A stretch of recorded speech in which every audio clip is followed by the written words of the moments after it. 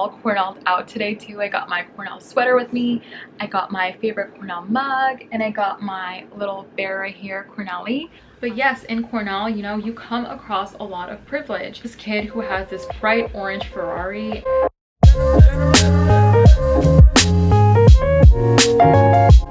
Hey guys, welcome back to the channel. So for today's video, I'm going to be doing a Cornell/college question and answer, and I'm really excited for today's video because I asked two of my really lovely friends to help me out with picking out the questions. I asked my friend Anika, and she is currently a freshman, so she started school like a few weeks ago. And then I also asked my friend Madiha, who is currently a junior. So I wanted to make sure the questions that I received were kind of representative of what someone might be actually wanting to know. So yeah, let's get on with the video. By the way, I'm going to be looking down on my computer to read off the questions because I have a list of them here.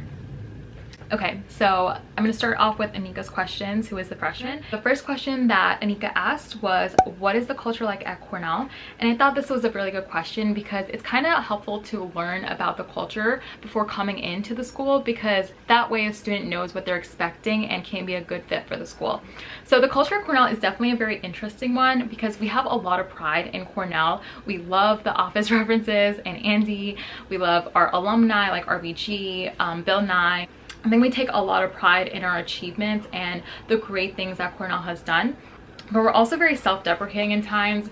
Like sometimes we hate, you know, the weather and it's depressing, the snow, the academic rigor that Cornell brings out. So there's this kind of sense of collectiveness, I guess, with how hard Cornell could be sometimes. Cornell also gets hated on a lot by other institutions. A lot of people just say like Cornell's not even Ivy League because it's like the easiest to get in, but people also don't know that it is also the hardest to get out of. Cornell is academically very rigorous compared to other Ivy League institutions because we have a negative grading curve, and you know, our 4.3 grading scale is kind of hard to achieve sometimes. Also, while we are an Ivy League institution and there's definitely a lot of privilege going around, I think that we are the least pretentious of them all, so it is a lot more comfortable, I feel like. So the next question that Anika asked is, if students don't feel inclined to take part in parties, do they feel left out?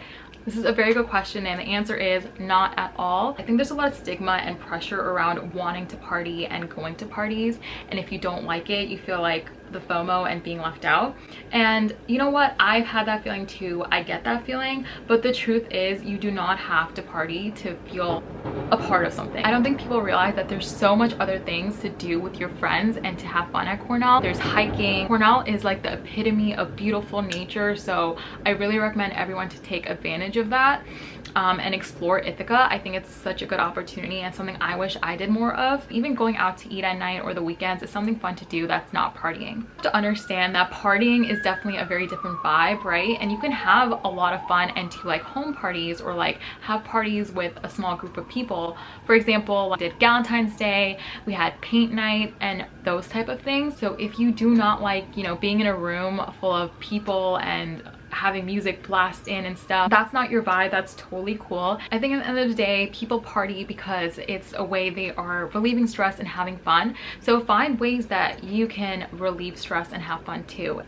Okay, so the next question that Anika asked was, is it easy to get flexible scheduling at Cornell, and are students allowed to start their classes in the afternoon instead of the morning? So this is a scheduling kind of question, and I definitely have some tips for that. So scheduling really depends on your major and your academic requirements. In general, I always recommend having some days that have back-to-back classes and some days that are lighter, because you usually look forward to these lighter days and they are a breath of fresh air when you need it. Trick about scheduling is you kind of have to understand your priorities and what you want to take out of the week. So for example, my senior year, I made sure I had room in my schedule to go to the gym at least 3 times a week. So like the gym, I think another priority you should think about is giving yourself some time to relax and breathe. When I was a freshman, I wanted to make sure I had lunchtime off. I can maybe grab lunch with a friend, you know, do something relaxing for myself. You have to make sure you're taking care of yourself and your needs so you can thrive academically as well. Also do account for distance. I had this one friend who had a class in one location and her other class was in the complete opposite side of campus, so she literally ran to class every day and was sweating. Okay, so I just understand the struggle, and I really hope you guys look at the location of your classes before choosing them. Okay, so the next question that Anika asked is how to deal with homesickness. I definitely experienced my fair share of homesickness.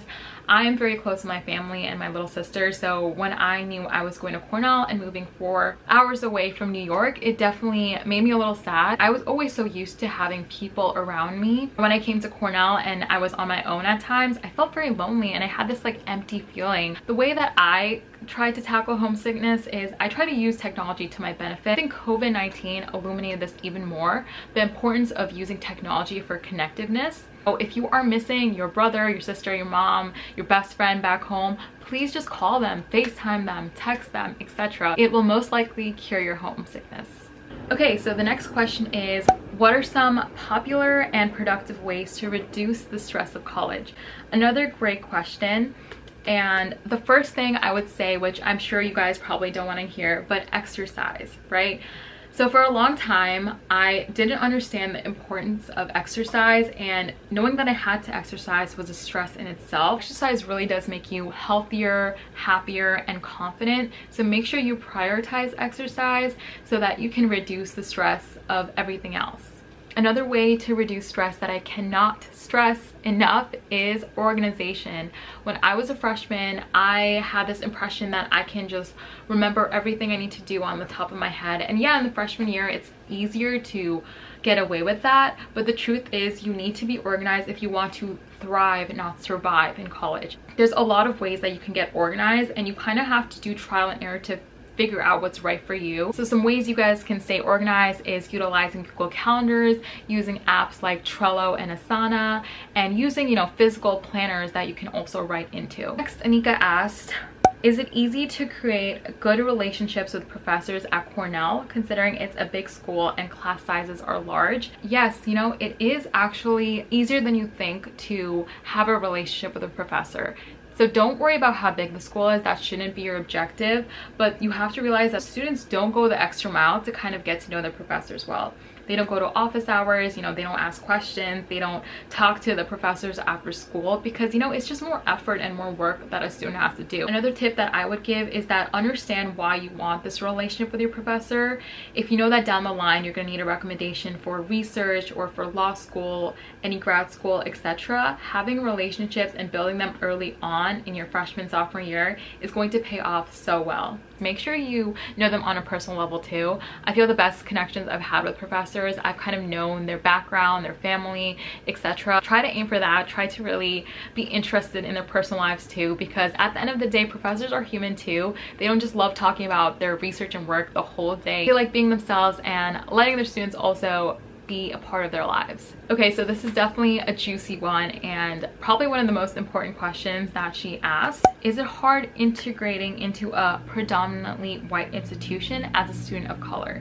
And I think this question is so important and needs to be openly talked about. So my sophomore year, I took a class on inequality in higher education, and in that class I learned that society and higher education has so much more to progress. Truth is, most prestigious universities are predominantly white. So Cornell isn't unique to that. But yes, in Cornell, you come across a lot of privilege, and some blatant examples of privilege that you can see on campus.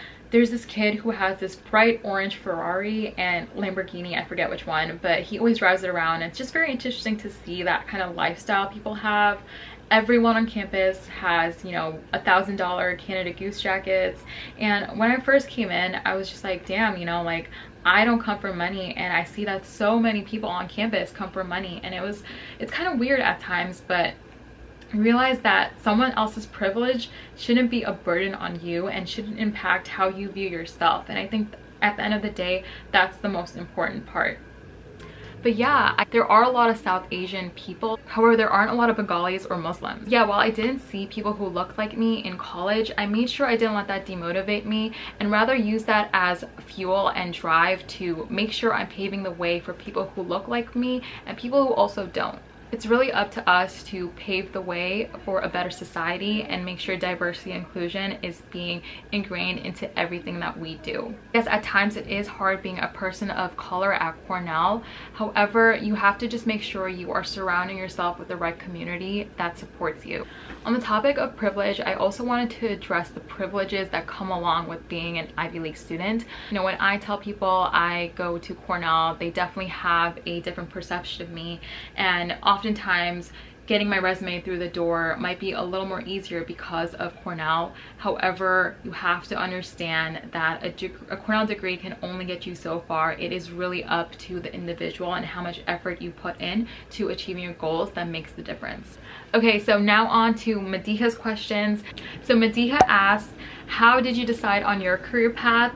And this is definitely a very loaded question. I wanted to preface this by saying that the occupation that I'm in right now is a great one and I'm enjoying it. I'm not sure if this is what I'm going to do forever or if I'm going to make this my career. You know, a career is a long time coming, and it's hard for an 18 to 22-year-old to decide what they want to do for their career. So if you don't know what you want to do or you're lost, that's totally okay. My recommendation is always to cast a wide net. So don't just apply to a few things, apply to everything and anything, because you don't know what you don't know. You don't know what you don't like. You don't know what you do like until you experience it, right? When deciding about my career path, I kind of chose what was most in line with my major, because as a sophomore and junior, etc., you don't have a lot of experience under your belt. So you have to make sure you apply to things that make sense to what you're majoring in or what you're studying in college.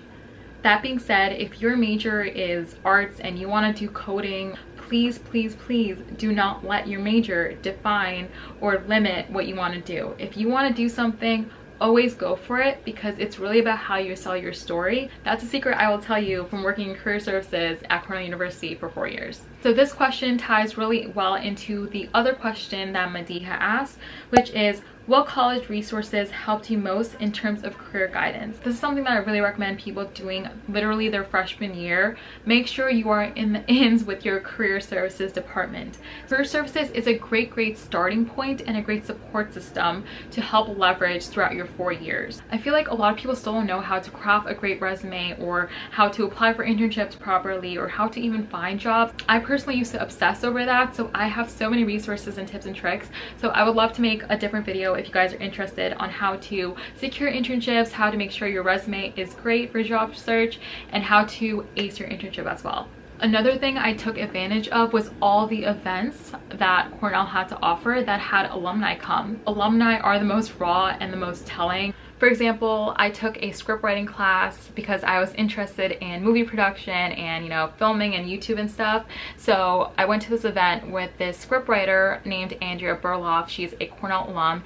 One of her most popular works includes Straight Outta Compton. And from attending the talk, I kind of understood the steps that she took from being a Cornell graduate to being where she is as a renowned script writer. It helped me understand how her career functioned and how I can emulate that myself.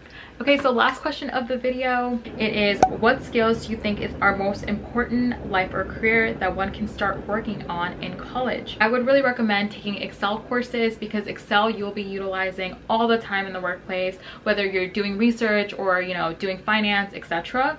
I also really recommend taking coding classes. This is something that I wish I did more. Knowing platforms such as R, Tableau, etc. are very important too. Any technology skills you can pick up, I promise you will pay off. I think a very important life skill you should develop during college is the importance of balance and how to do it well.